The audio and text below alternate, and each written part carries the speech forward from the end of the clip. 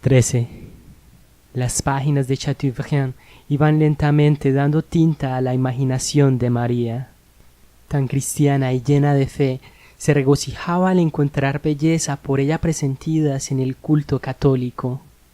Su alma tomaba de la paleta que yo le ofrecía los más preciosos colores para hermosearlo todo, y el fuego poético, don del cielo que hace admirables a los hombres que lo poseen y divinizan a las mujeres que a su pesar lo revelan, daba a su semblante encantos desconocidos para mí hasta entonces en el rostro humano. Los pensamientos del poeta, acogidos en el alma de aquella mujer tan seductora en medio de su inocencia, volvían a mí como eco de una armonía lejana y conocida que torna a conmover el corazón. Una tarde como las de mi país, engalanada con nubes de color de violeta y lampos de oro pálido, bella como María, bella y transitoria como fue esta para mí, ella, mi hermana y yo, sentados sobre la ancha piedra de la pendiente, desde donde veíamos a la derecha en la honda vega rodar las corrientes bulliciosas del río, y teniendo a nuestros pies el valle majestuoso y callado, leía yo el episodio de Atala, y las dos, admirables en su inmovilidad y abandono, oían brotar de mis labios toda aquella melancolía aglomerada por el poeta para hacer llorar al mundo.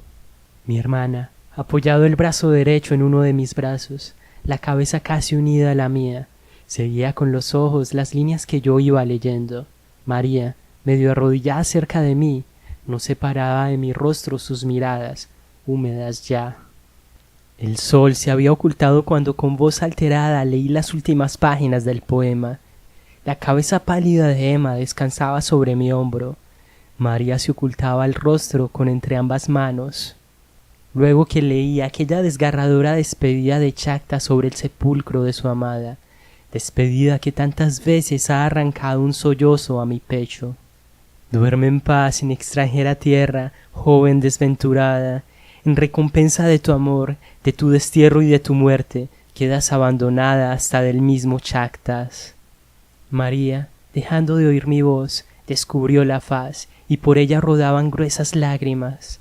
Era tan bella como la creación del poeta, y yo la amaba con el amor que él imaginó. Nos dirigimos en silencio y lentamente hacia la casa. Ay, mi alma y la de María no solo estaban conmovidas por aquella lectura, estaban abrumadas por el presentimiento. 14. Pasados 3 días, al bajar una tarde de la montaña, me pareció notar algún sobresalto en los semblantes de los criados con quienes tropecé en los corredores interiores. Mi hermana me refirió que María había sufrido un ataque nervioso, y al agregar que estaba aún sin sentido, procuró calmar cuanto le fue posible mi dolorosa ansiedad. Olvidado de toda precaución, entré a la alcoba donde estaba María, y dominando el frenesí que me hubiera hecho estrecharla contra mi corazón para volverla a la vida, me acerqué desconcertado a su lecho. A los pies de éste se hallaba sentado mi padre. Fijó en mí una de sus miradas intensas, y volviéndola después sobre María, parecía quererme hacer una reconvención al mostrármela. Mi madre estaba allí, pero no levantó la vista para buscarme, porque, sabedora de mi amor, me compadecía como sabe compadecer una buena madre en la mujer amada por su hijo, a su hijo mismo. Permanecí inmóvil contemplándola, sin atreverme a averiguar cuál era su mal. Estaba como dormida, su rostro, cubierto de palidez mortal, se veía medio oculto por la cabellera descompuesta, en la cual se descubrían estrujadas las flores que yo le había dado en la mañana. La frente contraída revelaba un padecimiento insoportable, y un ligero sudor le humedecía las sienes. De los ojos cerrados habían tratado de brotar lágrimas que brillaban detenidas en las pestañas.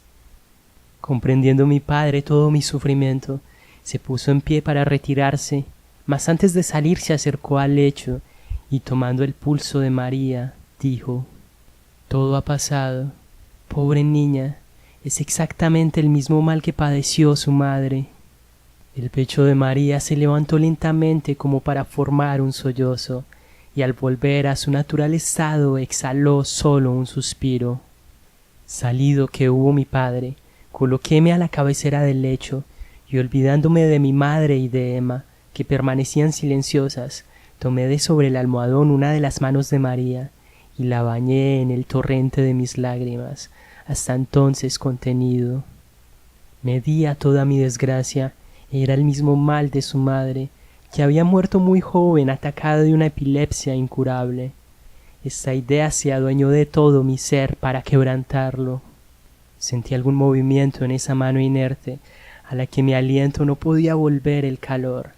María empezaba ya a respirar con más libertad, y sus labios parecían esforzarse en pronunciar alguna palabra. Movió la cabeza de un lado a otro, cual si tratara de deshacerse de un peso abrumador. Pasado un momento de reposo, balbució palabras ininteligibles, pero al fin se percibió entre ellas claramente mi nombre. En pie yo, devorándola mis miradas, tal vez oprimí demasiado entre mis manos las suyas, quizá mis labios la llamaron.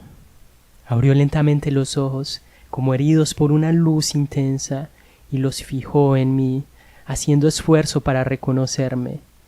Medio incorporándose un instante después, ¿qué es?, me dijo apartándome. ¿Qué me ha sucedido?, continuó, dirigiéndose a mi madre.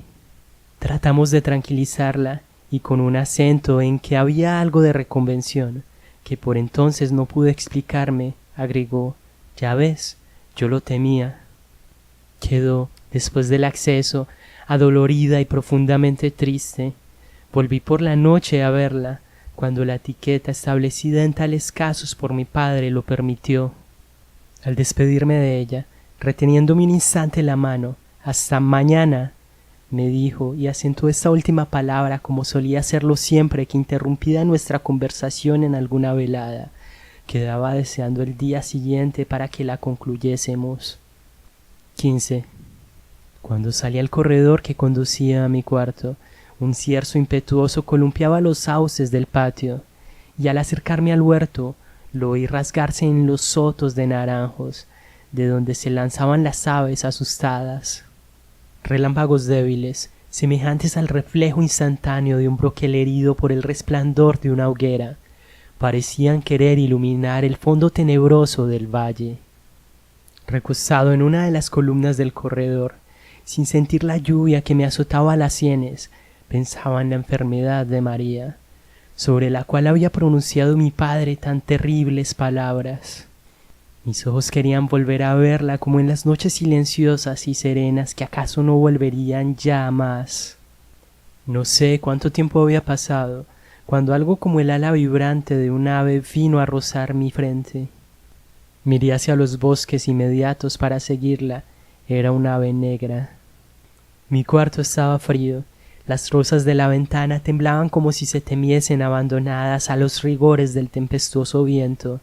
El florero contenía ya marchitos y desmayados los lirios que en la mañana había colocado en él María. En esto una ráfaga apagó de súbito la lámpara, y un trueno dejó oír por largo rato su creciente retumbo, como si fuese el de un carro gigante despeñado de las cumbres rocallosas de la sierra. En medio de aquella naturaleza sollozante, mi alma tenía una triste serenidad. Acababa de dar las 12 el reloj del salón. Sentí pasos cerca de mi puerta y muy luego la voz de mi padre que me llamaba. «Levántate», me dijo tan pronto como le respondí.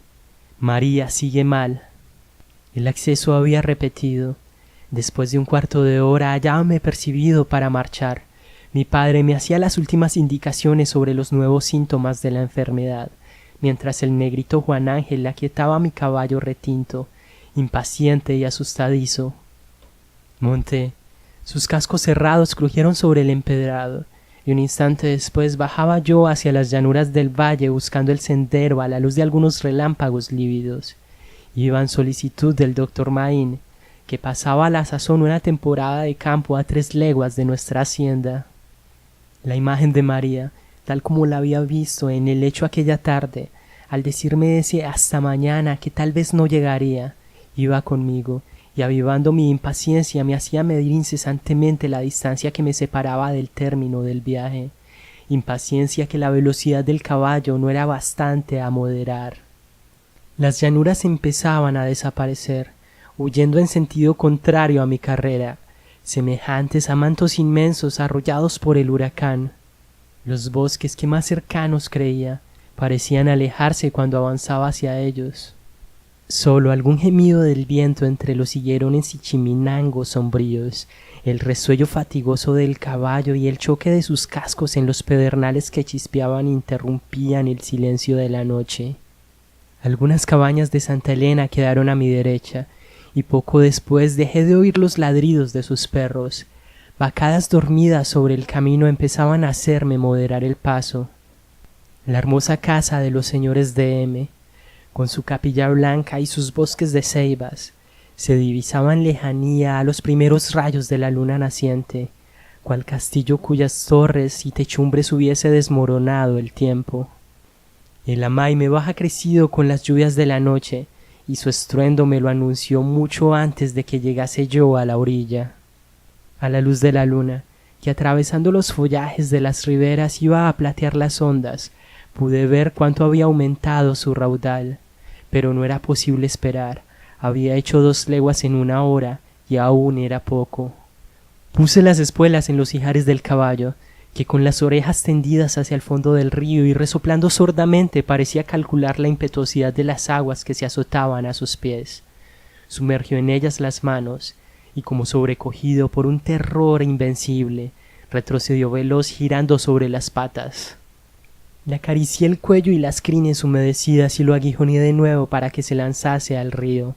Entonces levantó las manos impacientado, pidiendo al mismo tiempo toda la rienda, que le abandoné, temeroso de haber errado el botadero de las crecientes. Él subió por la ribera unas 20 varas, tomando la ladera de un peñasco, acercó la nariz a las espumas, y levantándola enseguida, se precipitó en la corriente. El agua lo cubrió casi todo, llegándome hasta las rodillas. Las olas se encresparon poco después alrededor de mi cintura. Con una mano le palmeaba el cuello al animal, única parte visible ya de su cuerpo, mientras con la otra trataba de hacerle describir más curva hacia arriba la línea de corte, porque de otro modo, perdida la parte baja de la ladera, era inaccesible por su altura y la fuerza de las aguas, que columpiaban guaduales desgajados. Había pasado el peligro. Me apeé para examinar las cinchas, de las cuales se había reventado una. El noble bruto se sacudió, y un instante después continué la marcha. Luego que anduve 1/4 de legua, atravesé las ondas del Nima, humildes, diáfanas y tersas, que rodaban iluminadas hasta perderse en las sombras de bosques silenciosos. Dejé a la izquierda la pampa de Santa R., cuya casa, en medio de arboledas de ceibas y bajo el grupo de palmeras que elevan los follajes sobre su techo, semeja en las noches de luna la tienda de un rey oriental colgada de los árboles de un oasis. Eran las 2 de la madrugada cuando, después de atravesar la villa de P, me desmonté a la puerta de la casa en que vivía el médico. Muchas gracias por escuchar, los espero en la próxima.